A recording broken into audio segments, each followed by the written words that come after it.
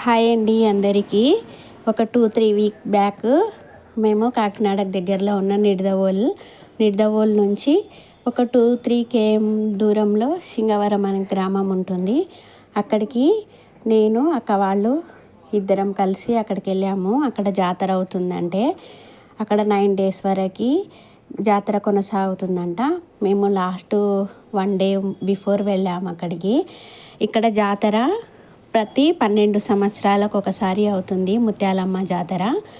అయితే ఈసారి 12 సంవత్సరాల కన్నా ఎక్కువనే అయిందంట. కరోనా రావడం వల్ల 15 సంవత్సరాలు అవుతుందంట. 15 సంవత్సరాల తర్వాత ఇప్పుడు అవుతుంది. లాంగ్ టైం కదా, వెళ్ళి అమ్మవారిని దర్శించుకుందాం అన్నట్లు నేను అక్క వాళ్ళం వెళ్ళాము. ఇక్కడ కనిపించేది పోతురాజు స్వామి. అందరి అమ్మవారికి ఒకటే ఒక తమ్ముడు కదా, ఆయన పోతురాజు స్వామి. ఇక్కడ అమ్మవారిది మెయిన్ గుడి అండి. ఇక్కడ అప్పట్లో న్యూస్ కూడా వచ్చింది, ముత్యాలమ్మ టెంపుల్ ఊగింది అని న్యూస్లో కూడా చూపించారు కదా, అది ఇక్కడనేనండి. ఇక్కడ అమ్మవారు చూపిస్తున్నారు చూడండి, చిన్న గుడి ఉండి అమ్మవారు కూడా చూపిస్తాను చూడండి. అప్పుడు చాలా లాంగ్ టైం బ్యాక్ ఇక్కడ ముత్యాలమ్మ గుడి కూడా ఊగింది. అప్పుడు ఇక్కడ మొత్తము పొలాలు, పంట పొలాలు, అడవులు ఉండేవంట ఇక్కడ గుడికి దగ్గరలో. ఇప్పుడు మొత్తం అన్ని ఇండ్లు అవ్వకుండా ఊర్లోనే ఉంది గుడి. ఇక్కడగో ముత్యాలమ్మ జాతర, ఇక్కడ అమ్మవారి గుడి ఊగింది ఇక్కడనేనండి. ఇక్కడనే అమ్మవారి గుడి ఊగింది. అప్పట్లో న్యూస్లో చాలా వచ్చింది అసలు. ఈ గుడికి ముందు ఇంకొక గుడి కూడా ఉంటుంది, ఆ గుడి కూడా వస్తుంది వీడియోలో. ఇక్కడ 12 సంవత్సరాలకు ఒకసారి అమ్మవారి జాతర అని చేస్తారండి ఇక్కడ. అయితే ఈసారి 15 years అయింది కదా, మేము కూడా వెళ్ళి చూద్దామని వెళ్ళాము. ఇక్కడ ఇది ఫ్రంట్ గుడి అమ్మవారిది. ఇందాక చూపించిందేమో మెయిన్ గుడి, ఆ గుడియే ఊగింది అప్పుడు. ఇక్కడ ఉన్నదేమో అమ్మవారి ముందు గుడి. ఇక్కడ మనం అమ్మవారికి చీరలు కానీ కానుకలు కానీ ఏమన్నా సమర్పించుకోవాలంటే ఇక్కడ సమర్పించుకోవచ్చు. అక్కడ బ్యాక్ సైడు అమ్మవారికి పోతు ఇవ్వాలంటే పోతుని అక్కడనే బలిస్తారు అన్నట్లు అమ్మవారి గుడి మెయిన్ గుడి ముందు. ఇదేమో ఫ్రంట్ గుడి అన్నట్లు. ఇక్కడ చిన్నగా ఇట్లా ఉంది. ఇక్కడ ఇవి మొత్తము దేవుళ్ళవి ఉన్నాయి కదా, అవన్నీ ఊరేగింపుగా 9 days వరకు తీస్తారంట.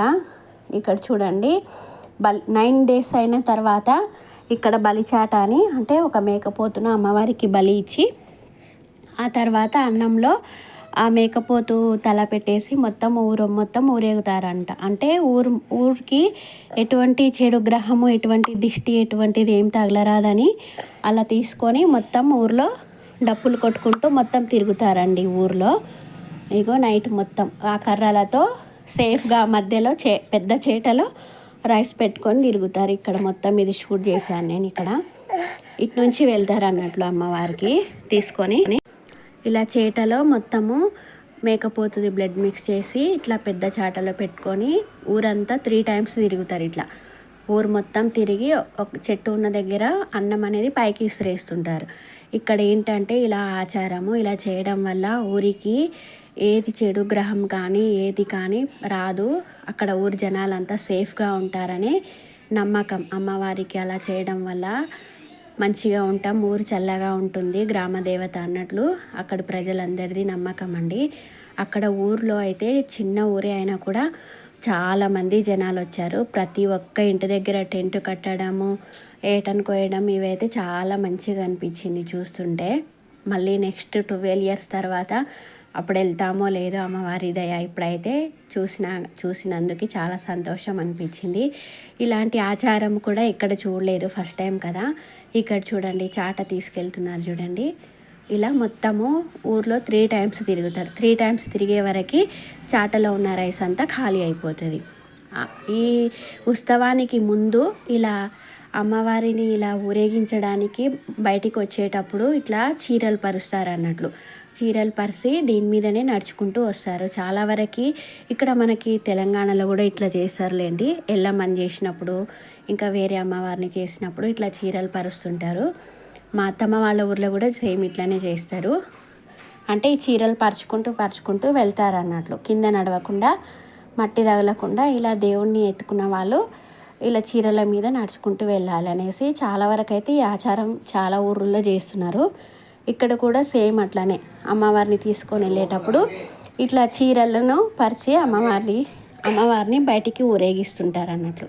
ఈ గుడి బయటికి చూడండి, లోపల నుంచి బయటి వరకు ఇట్లా చీరలు వేస్తున్నారు. మొత్తం అమ్మవారి ఊరేగింపు కోసం ఇక్కడ అంతా ఏర్పాటు చేస్తున్నారు.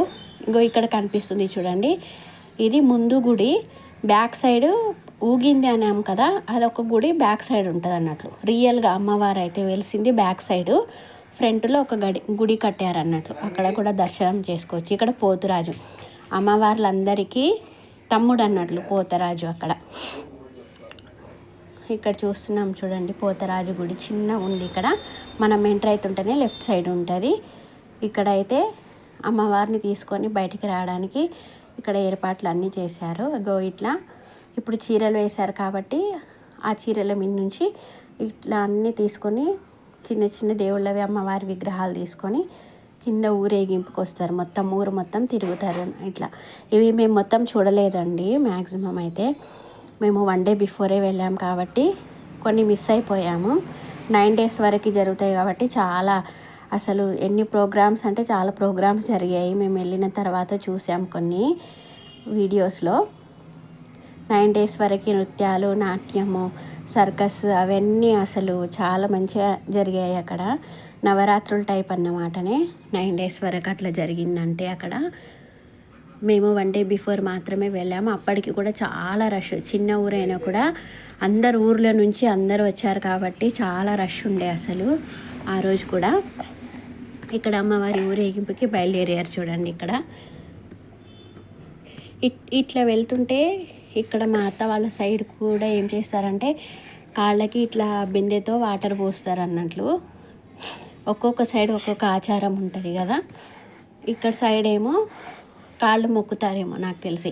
చాలా వరకు అయితే దేవుని తీసుకొని ఊరేగేటప్పుడు కాళ్ళు మొక్కుతారు. కాళ్ళకు నీళ్లు కూడా పోస్తారు, నిండు బిందె నీళ్ళు. ఇక్కడ తీసుకొని వెళ్తున్నారు చూడండి. 9 days అంటే 9 మంది అమ్మవార్లేమో మరి. ఒకరొకరు బయటికి వస్తున్నారు ఇట్లా. అంటే ఇట్లా ఊరేగింపుకి గుడిలో నుంచి బయటికి ఊరేగింపుకి వస్తున్నారనమాట.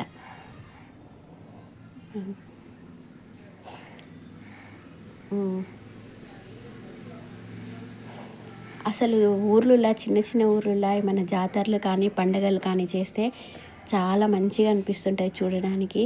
మంచిగా సాంప్రదాయంగా అన్ని పాత పద్ధతులు అన్నీ పాటిస్తారు, మంచిగా చేస్తుంటారు. ఊర్లో ఏంటంటే చాలా వరకు పెద్దవాళ్ళు ఉంటారు. వాళ్ళకి ఇంతకుముందు జరిగినవన్నీ గుర్తుంటాయి, ఎలా చేయాలి ఏంటి అని అన్ని పద్ధతి ప్రకారంగా పాటిస్తుంటారు. ఇక్కడ అమ్మవార్లు ఊరేగింపుకు బయలుదేరారు ముత్యాలమ్మ గుడి దగ్గర నుంచి బయటికి. మేము వెళ్ళిన అక్క వాళ్ళ ఇంటికి ముత్యాలమ్మ అమ్మవారి గుడి చాలా దగ్గర ఉంటుందండి. ఒక 5 minutesలో అక్కడికి పోవచ్చు అన్నట్లు, చాలా దగ్గర ఉంటుంది. మేము ఇది రావడం ఇక్కడికి 3rd time, కానీ అమ్మవారిని దర్శించడం 2nd time. ఇక్కడ ఇంతకుముందు కూడా వచ్చాము, ఇప్పుడు మళ్ళీ 2nd time రావడం. ఒకసారి మధ్యలో వెళ్ళి వచ్చాము, అమ్మ దర్శనానికి వెళ్ళడం కుదరలేదు. అనుకోకుండా వెళ్ళి మొక్కు తీర్చేది ఉండే వేరే అమ్మవారిది, అక్కడ మొక్కు తీర్చుకొని వెళ్ళిపోయాము అన్నట్లు. ఇప్పుడు 2nd టైంకి వచ్చేసరికి ఇక్కడ అమ్మవారి ఉత్సవాలు జరుగుతున్నాయి.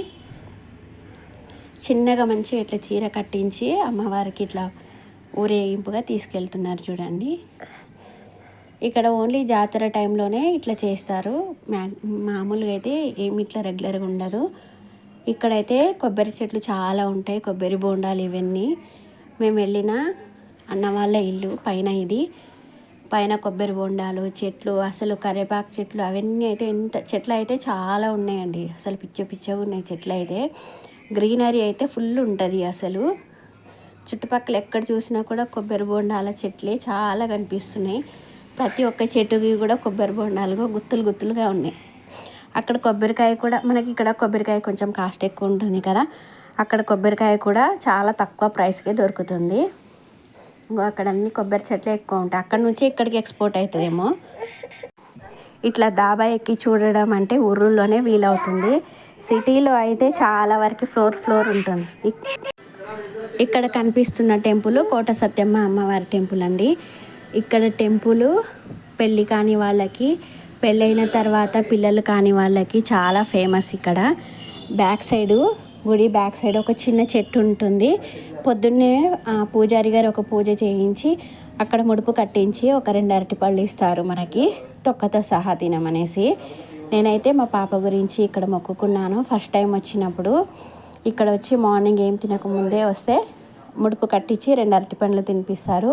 అయితే అమ్మవారి పేరు కలిపి పెట్టుకోవాలి. తర్వాత అమ్మవారికి ఏదైనా మొక్కుకోవాలి కదా. ఇక్కడ నేను మొక్కు తీర్చుకున్నాను అమ్మవారికి. మొక్కు పుడక తర్వాత చీర పెట్టి మా పాప పేరుని కూడా అమ్మవారి పేరులో కలిపి పెట్టాను. ఇక్కడ ఇంటికి దగ్గరలో శివాలయం చాలా బాగుంది అసలు టెంపుల్.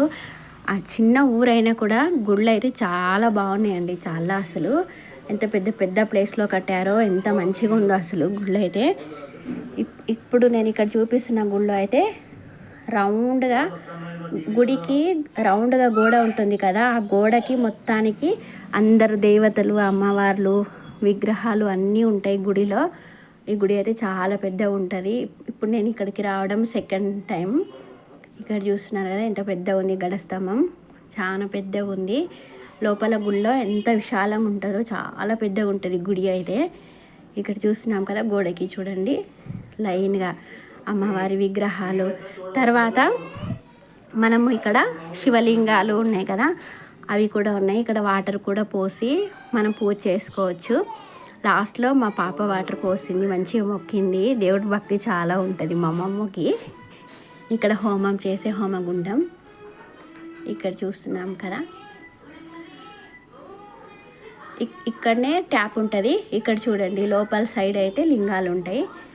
ఇక్కడ పెద్ద శివయ్య విగ్రహము, దాని చుట్టూ మునులది వాళ్ళవి అన్ని విగ్రహాలు ఉన్నాయి రౌండ్గా శివయ్య చుట్టూ.